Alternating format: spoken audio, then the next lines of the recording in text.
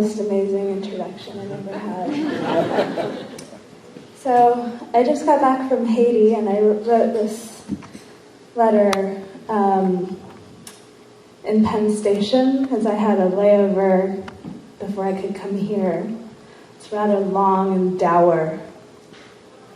Don't worry, the intermission starts basically now. These women want something bad to happen to them, but it's not going to. Not the thing they want, not the way they want it to. In the bathroom at Penn Station, one of them starts moaning, I'm nothing, which weirdly, cruelly makes me feel a little better about my lot in life. These women need to be fucked, they need to be made love to, they are wearing bright mini dresses and brand new platform shoes, they are the hoochies nobody wants tonight, and they are puking. I'm exhausted and fixing my makeup. I look better than I should, considering.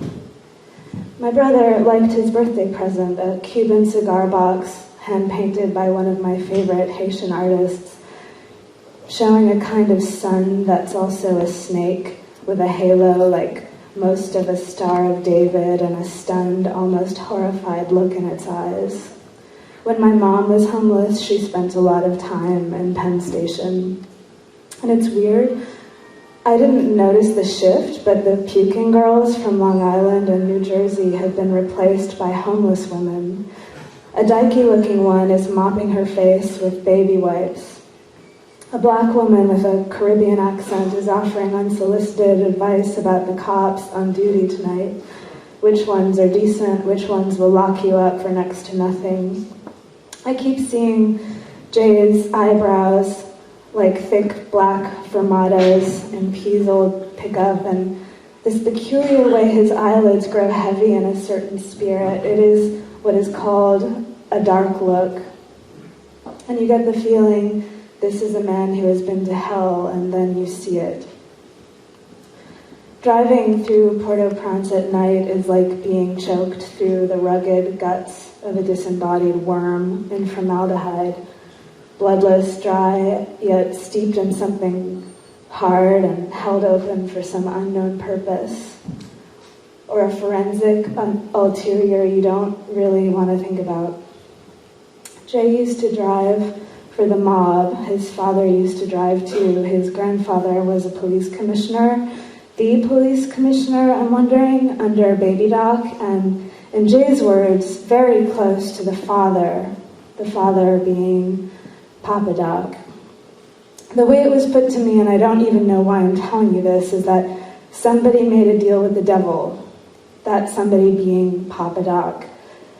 People hate to say the name of someone they hate or consider evil in Haiti. I mean, where do I start? I was trying to write something to you about evil. I haven't slept in a couple of days, just the feelings. The way what these women who were puking 5 minutes ago, and what those women who are homeless here now, and me, whose mother was homeless and who doesn't really live anywhere in particular, the way we want what we want and what it does and does not have to do with true evil is, in a way, the only thing I'm trying to write to you, since you loathe me because I miscarried our baby, and you will loathe me even more for betraying your privacy right now, the way I am doing what I'm doing, writing this way.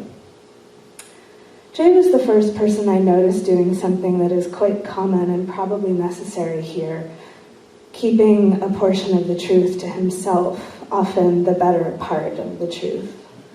Silence is power. Disclosure could just be affect or a way of drawing someone closer. I feel peculiar being the kind of intimate I am, being, in the words of my teacher, a great initiate and intimate. I've wanted to make love to Jay for a long time, but I did it with his dumb friend instead. And now that Jay has told me about his family and Papa Doc and the way shit is in his country, I'm afraid of getting infected with what would make me serve only an earthly god, a strong man, an asshole, a monster with his boot on my skull, like you said your boot was after you smashed my head into the wall. In a way, that was more powerful than actually having put your boot there, and I know you know it. People who talk about speech act theory should learn to pray. It is what is sequestered. Jay is a good person in the sense that he's responsible intelligently. He's worked for bad people without ever once pulling the trigger himself, but when it came to transporting product, transporting people, well, I knew. And later he told me, but he knew I could feel it. Now that I think about it, I don't know anyone our age who serves the Loa, who practices voodoo. They're all afraid, respectfully afraid of it, but afraid. Jay does, though. And he left Haiti in '82. He's about 10 years older than us. That's as close as I can come to a Vaudreuillan I know who's vaguely near us in age. Why did you leave? I asked him.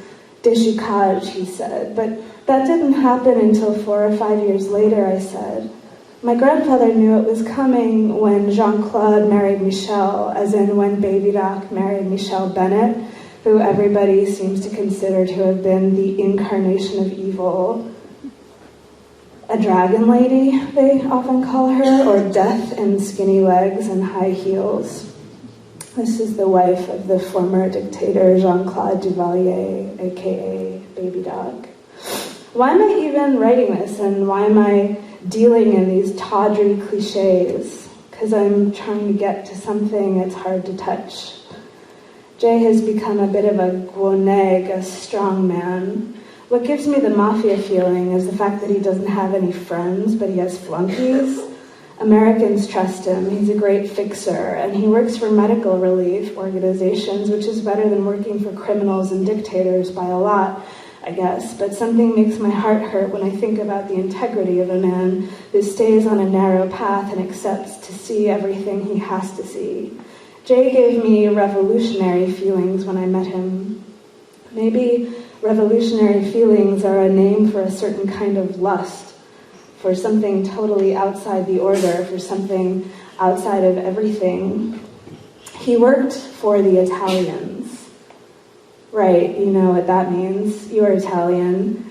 A man with a weight on him, you are, he is. I tried to love you, and I tried to be brave about it. I wish I wasn't writing anything but a poem right now, the desire to be completely honest, the barest of rhetorics, the water of life. I kept seeing him over me, lowering himself into me, but I got close to his girlfriend, and then she told me he hits her sometimes, that sometimes he forces her to fuck him, but when she wants to do it, he sometimes refuses, and not in a nice way. And I adore her. She's tiny and pillowy in an ursine way I find it difficult to describe.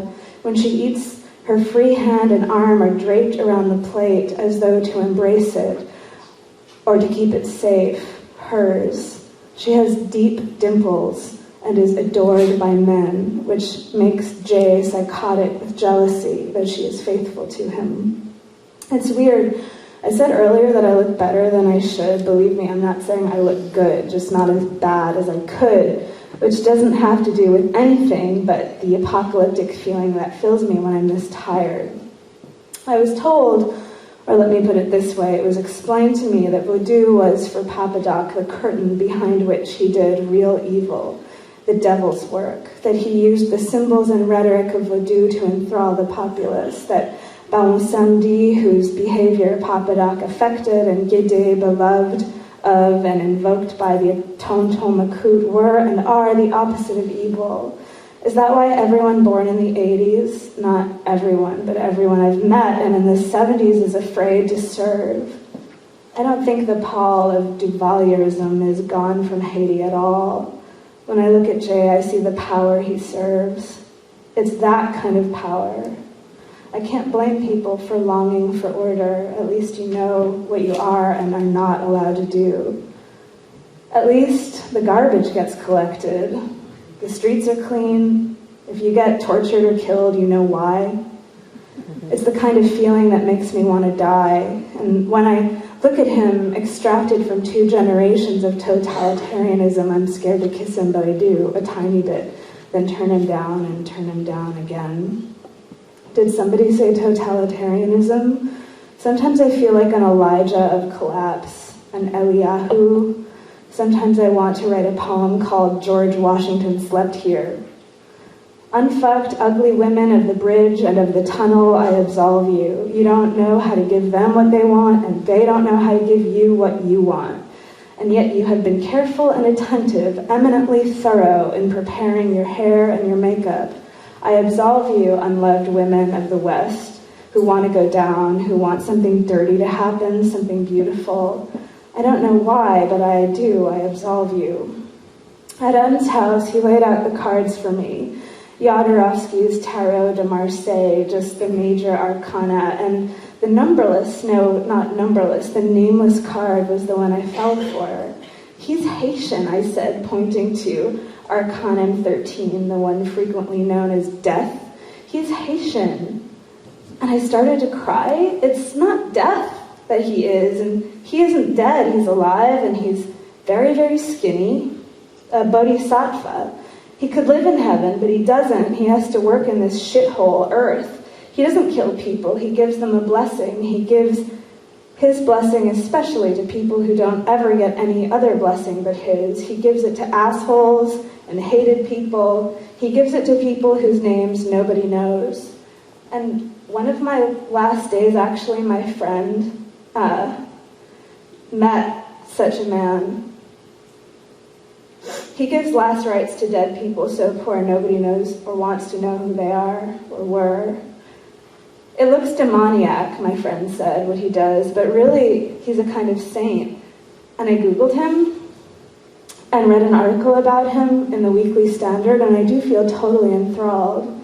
The Burial of the Dead, is that a section of the wasteland? I'm telling you this because you'd understand that kind of sainthood.